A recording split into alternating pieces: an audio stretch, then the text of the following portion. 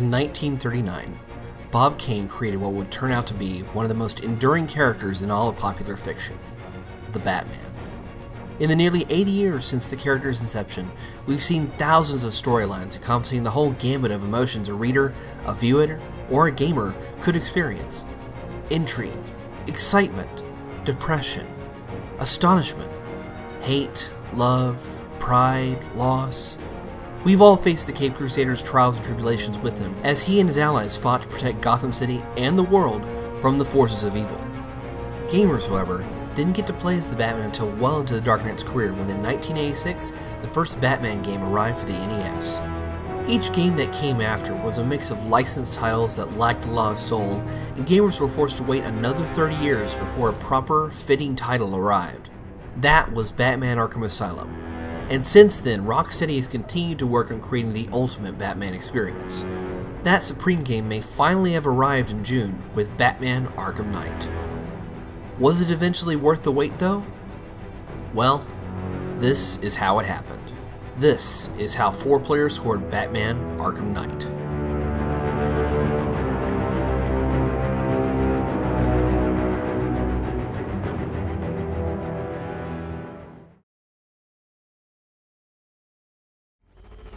Batman Arkham Knight, a game that I very much anticipated, but not one that I felt particularly hyped for.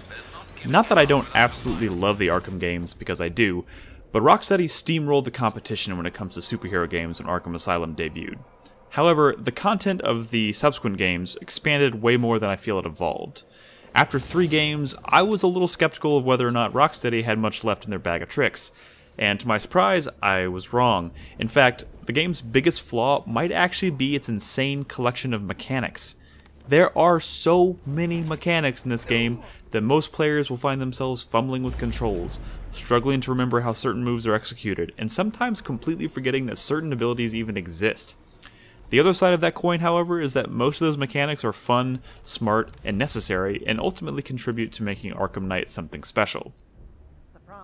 However, to start, I'd like to just say that Arkham Knight takes that beautiful visual direction of the Arkham series and slaps a fresh coat of paint on it, and the result is nothing short of incredible. Textures, character models, particle effects, rain effects, it all comes together to make what I consider to be one of the best looking games of the generation thus far. On top of that, the game is so jam-packed full of little details that I found myself constantly questioning how they managed to fit so much game into one product. And whether it's checking the answering machine at Wayne Tower for some surprising cameos, or investigating a statue to discover a secret compartment holding the old Batgirl costume, or just perusing the evidence locker at GCPD, there are just so many clever and satisfying nods to the Batman mythos. And that's something, of course, that the Arkham series has always done incredibly well, and Arkham Knight is no different. It definitely continues that tradition. Now, this attention to detail is throughout the entire game. Even after the game was technically over, I was completely floored when I noticed that all of the thug dialogue on the streets of Gotham had changed to reflect the events of the game's ending. And that's not something that I think many developers would even bother with, but it speaks volumes about the love and the enthusiasm that the team has for the Batman source material. And speaking of source material, some might argue that the game's plot was a little weak thanks to some obvious inspiration coming from several famous Batman arcs, and some liberties that the team took to keep players guessing. For me, it's that sense of mystery that kind of kept me engrossed, even though the payoff was telegraphed far too much for my taste. In the end though, I ultimately really enjoyed my time with the story, even if it wasn't my favorite in the series. It is worth mentioning that I was a little disappointed by some of the underwhelming roles that were played by otherwise major Batman villains. I'm looking at you, Penguin and Two-Face. Jesus Christ. With that said, it left some room for some more inspired and welcome choices. Honestly, it's kind of amazing that they've managed to create 3 games in a franchise that are all jam-packed with Batman villains, and they still managed to keep that overarching arc interesting and convincing. But the biggest non-surprise of the game was that the Joker still plays a major role, despite the events of Arkham City trying to dictate otherwise. And while that in and of itself is not surprising, the way in which he is injected into the plot and the moment-to-moment gameplay is fucking awesome. His unpredictable and hilarious cameos in the game are the highlight of the series for me, and despite him not serving as the game's main antagonist, he is still absolutely the game's main antagonist, and that's kind of awesome to think about. And surprisingly, Mark Hamill's performance as the Joker doesn't completely overshadow the Scarecrow, whose portrayal here is also one of his best. Of course, where I suspect most people will be split in their opinion of the game is the Batmobile. It's kind of a bitch to learn up front, and there are so many tank battles that are borderline unnecessary. But I think the way in which the mobility of the car in both of its modes, and how the player is taught to navigate the field while avoiding attacks is pretty slick.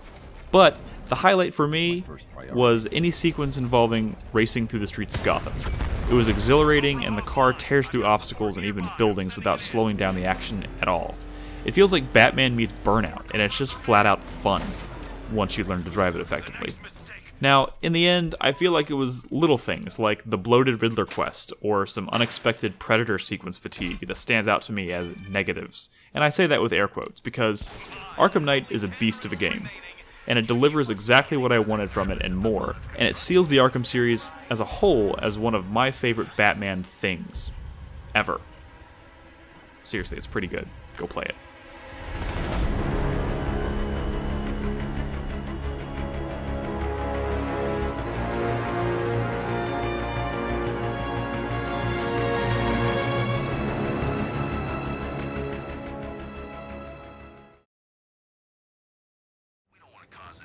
For 3 games now, Rocksteady's Arkham series has consistently been able to accomplish 2 previously 9 possible tasks.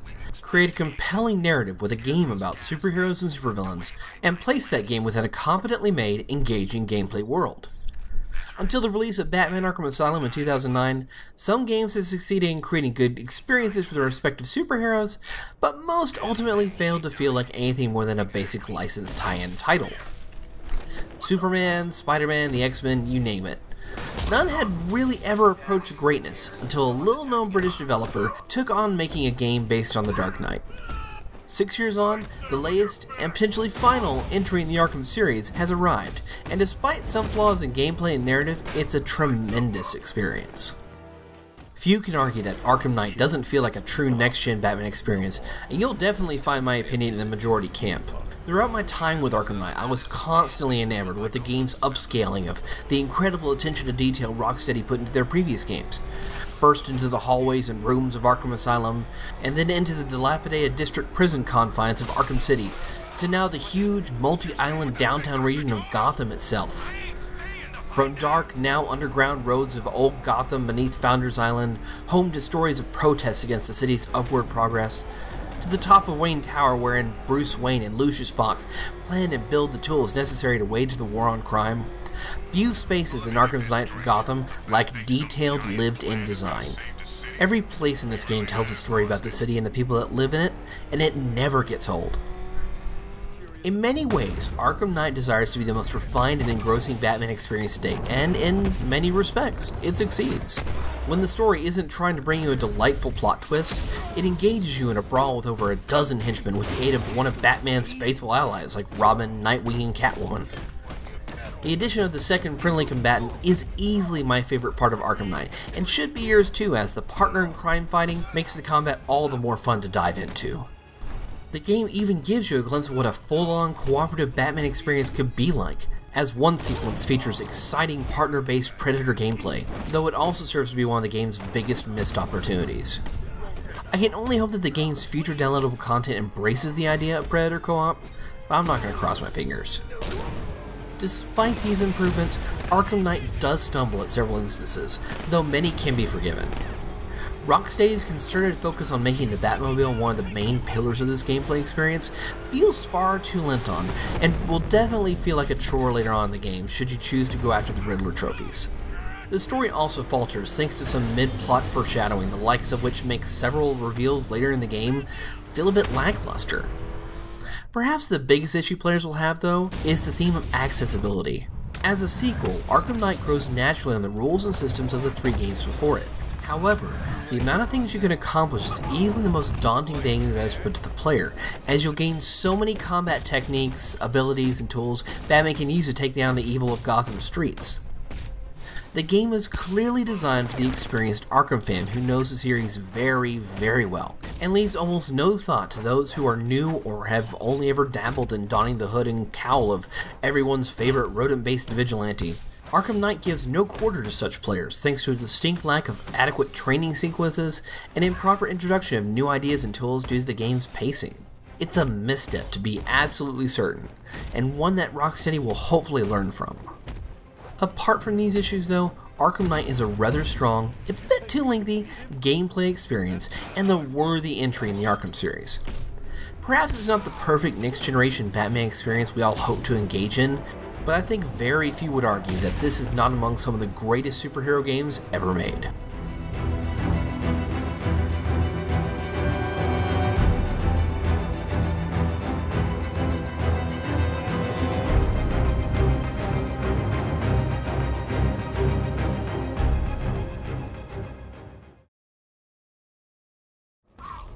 Despite having a relatively rocky start, getting used to 4 Batman games worth of controls on top of all the new moves and controls involving the very prevalent Batmobile, I actually really enjoyed my time with Batman Arkham Knight.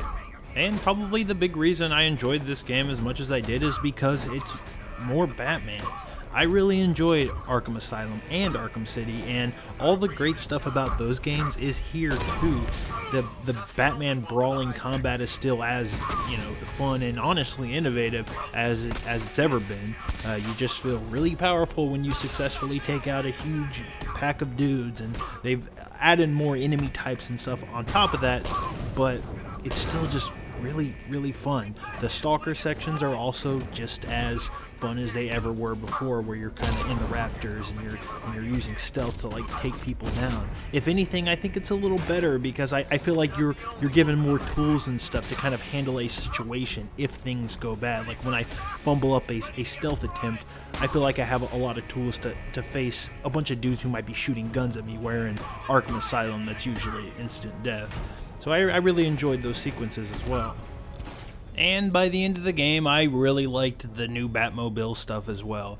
I probably never really had too much fun with the sequences where you're hovering around and shooting drones and whatnot, but the Batmobile's just really well designed. I did have fun kind of driving it around the city and launching myself out of it and kind of using it to land on the street and have it kind of show up. It's just fucking cool. It's just like, when Tim Burton, Batman, when he calls his car and it stops right in front of his legs, and that shit's cool.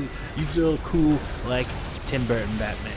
I don't know. I liked it. I also like how when you use it for like kind of puzzle solving and stuff. At first I felt like they were kind of forcing it down your throat, but they never really did the same like kind of gimmick twice. They were constantly mixing it up, where you're kind of like, there's the part where you're lowering the Batmobile down through the fan and stuff, and you're using its cannon to like shoot through walls, and you're launching Batman out of it in interesting ways. It's really clever and well designed in ways that I never really expected the Batmobile to be used to solve puzzles. And honestly, the puzzle stuff is one of my other favorite parts of this game. There's just not a lot of games out there anymore where you're solving puzzles, and Batman has all kinds of cool gadgets and tools to use to solve these things. And it's not just the Riddler trophies, and I do think there are a lot of really cool puzzles with the Riddler trophies. I mean, it feels like a goddamn Tomb Raider game at times, but just like in the main story, they're constantly throwing in cool little ways to use some new gadget he has, whether it be like the voice controlled one or this hacking device. There's a sequence in this game where you're up in these blimps and you're using your hacking device to tilt these blimps to move blocks and solve puzzles, and it's the only time you do that in the entire game. And that's what I really like about Batman. They're not afraid to like kind of throw everything at the wall and see what sticks. And maybe not everything is great, but I applaud them for just trying these cool little one-offs, especially with the Riddler stuff. I know some people don't like it, but I actually liked the story sequences you do with the Riddler. I like the Batman challenge races and kind of the puzzly like aspects to that, and I like all the puzzles and stuff you do with Catwoman afterwards. It's all just really clever, and not enough games have these moments where you're not just killing waves of dudes anymore. It's good, and I like it, and I miss this stuff because Tomb Raider's not Tomb Raider anymore.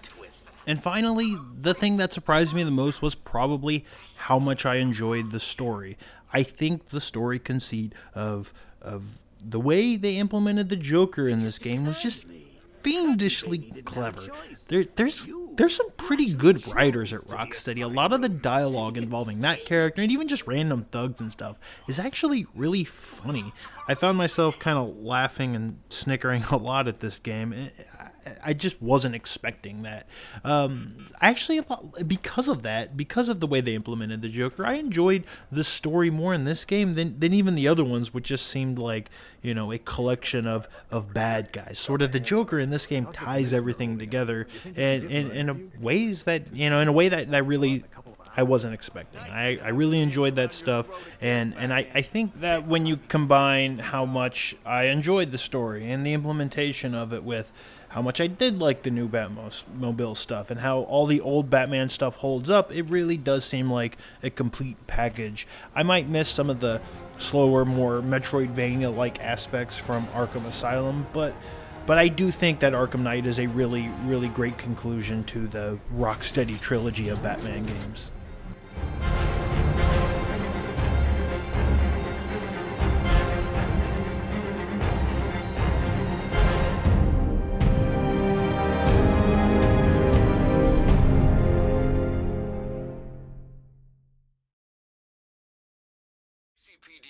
I really, really like Batman Arkham Knight, which I know is a huge shocker, but I think it's an amazing game. Now, I would never hold it up as being a perfect game, but I believe if you stack the game's successes against its failures, those successes win outright. I do, however, have two pretty major sticking points with Arkham Knight, and they are as follows. First, tank missions. Now notice, I said tank missions, not the Batmobile. Point in fact, I absolutely love the Batmobile. I've wanted to drive it around ever since it showed up in Batman Arkham Asylum, and now I finally got my chance.